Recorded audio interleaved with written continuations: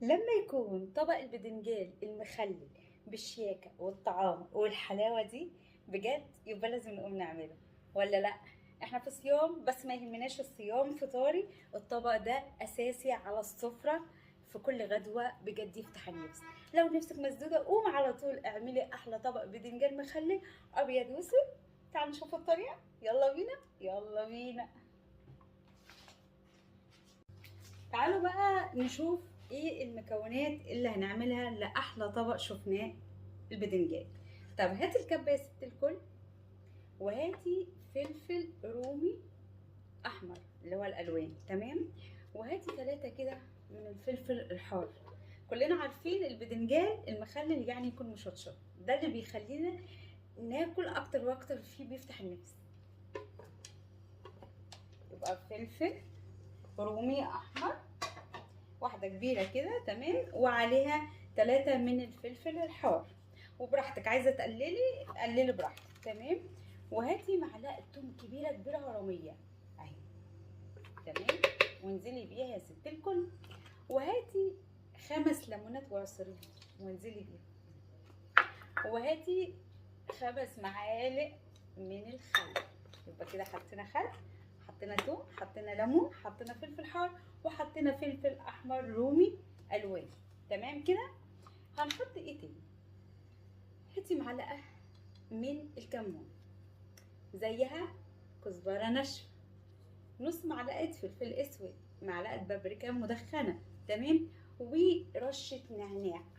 رشه نعناع هتخلي حبه البدنجان دول في حته تاني وعلى ضمانتي. طيب احنا حطينا المكونات بتاعتنا، نضربهم في الكبه، تمام، نديهم ضربه كده في الكبه ونرجع مع بعض. وضربنا الخليط بتاعنا التحفه في الكبه. هاتي بقى اي طبق عندك وفضيها. ريحه الشطه عامله شغل يا جماعه. اللي الشطه انا حاطه 3 ونحط 2، يعني كفايه 2. نجيب الملح وحطي بقى الملح بتاعك على حسب ما انتي عايزه. كله كده تمام تمام. وقلبي وابشري جزرايه وضيفيها على الخليط بتاعنا، تمام. انا بشرت جزرايه بصراحه، الجزر عندي خالص فعملت واحده صغيره اللي لقيتها، انت بقى زودي بقى، ماشي كده تمام تمام. بصوا بقى يا ست البنات، انا عشان ما اطولش الفيديو عليكم تزهقوا مني، ما ينفعش تزهقوا مني اصلا. هاتي البدنجان، تمام، وتفتحيه كده في النص بالشكل ده، وتحطيه في زيت سخن وتقليه. كلنا عارفين البدنجان بيتقلي ازاي. انا هعمل ابيض وهعمل اسود، انتي براحتك انتي، تمام. بصي بقى، هاتي البدنجانه كده ونحشيها اهي، واسيبيها كده بقى مفتوحه. الله الله الله. ورصي في الطبق اللي انت هتقدمي فيه اهو. هخلص كل كده وارجع لكم. بصوا بقى الشكل، بصوا يا جماعه، بجد الطبق ده يفتح النفس بكل الاشكال، بامانه حلو جدا. صيام بقى مش صيام، ده في اي وقت ناكله حقيقي بجد تحفه تحفه. انا من عشاق البدنجان الابيض، بحب البدنجان الابيض جدا جدا جدا، بالذات لما يتخلل كده. الله الله الله الله الله. انت اوريكم كام واحده كمان. بصوا بجد الطبق يفتح النفس، بامانه يفتح النفس زيكم كده. بصوا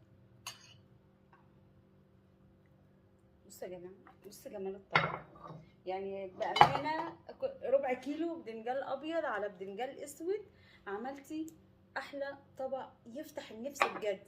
ونكتفي بكده؟ لا، هاتي بقى طحينه بقى ورش كده. الله الله الله الله الله الله الله الله الله. انت بقى تتعاملي اكتر مني كمان، يعني بجد بجد حبه بدنجان النهارده يا جماعه ملهمش حل. بجد تحفه تحفه تحفه. بصوا الشياكه، العين بتاكل قبل البق بامانه. بصوا بصوا. يلا بقى، مين هتقوم تعمل احلى طبق بدنجان مخلل النهارده؟